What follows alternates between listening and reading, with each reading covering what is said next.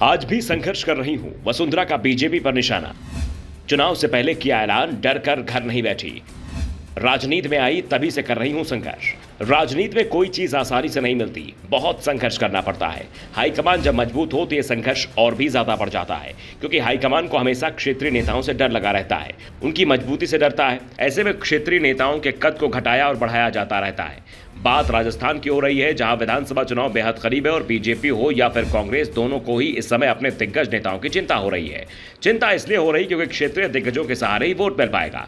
RSS ने हाल ही में कर्नाटक चुनाव में मिली हार पर बीजेपी हाईकमान से भी कह दिया था, मोदी के नाम पर लोकसभा चुनाव जीत जाओगे, लेकिन विधानसभा चुनाव में सिर्फ मोदी का नाम काम नहीं आएगा। अगर क्षेत्रीय दिग्गजों का साथ नहीं मिला तो जैसे कर्नाटक फिसला है, वैसे पूरा भारत बीजेपी के हाथ से फिसल जाएगा।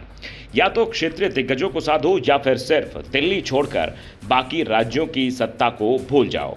कर्नाटक में बीजेपी को मिली हार के बाद जिन नेताओं को सबसे ज्यादा फायदा हुआ है, उसमें से एक नाम मध्य प्रदेश के सीएम शिवराज सिंह चौहान का है, तो दूसरा राजस्थान के पूर्व सीएम वसुंधरा राजे सिंधिया का है।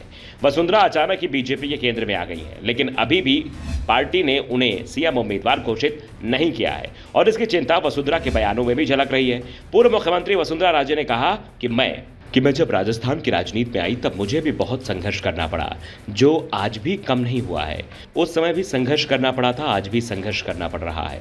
अगर मैं डर कर बैठ जाती तो यहां तक नहीं पहुंचती, बहुत कुछ सहकर यह मुकाम पाया है। वसुंधरा ने कहा कि 2003 में जब मैं पहली बार राजस्थान की सीएम बनी तो लोगों ने कहा था कि ठीक है, तुम भी क्या करोगी, ये पुरुष प्रधान प्रदेश है, लेकिन उस समय मेरी ताकत यहाँ की महिलाएं बनी, उन्हीं की वजह से मैं यहाँ खड़ी हूँ। वसुंधरा ने कहा कि दुनिया में सबसे बड़ा संविधान भारत का है, जिसमें महिलाओं को पुरुषों के बराबर अधिकार दिए गए हैं। इसके बावजूद महिलाओं को अपने ही अधिकारों के लिए लड़ना पड़ रहा है। आज भी उनकी जिंदगी से जुड़े अहम फैसले पुरुष ही ले रहे हैं।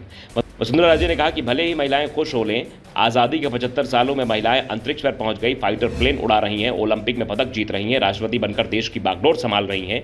चंद्रयान 3 की लैंडिंग की जिम्मेदारी रॉकेट वुमेन ऋतु कैथाल को सौंपी गई है, पर वास्तव में यह संख्या महिलाओं की आबादी का अंश मात्र है। वसुंधरा ने महिलाओं की ताकत को बताया और यह भी बताया कि इस ताकत का एहसास कराना होगा।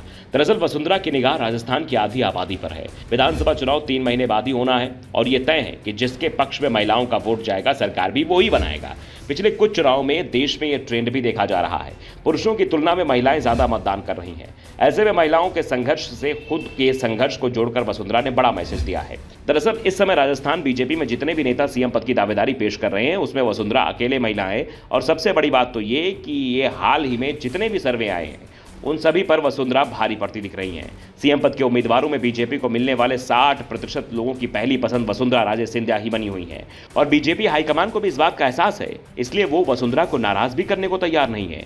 पिछले महीने राजस्थान में बीजेपी के 3 दिग्गज नेताओं के दौरे हुए थे, पीएम नरेंद्र मोदी, गृह मंत्री अमित शाह और पार्टी के अध्यक्ष जेपी नड्डा, और तीनों ने ही वसुंधरा राजे सिंधिया को पूरा सम्मान दिया।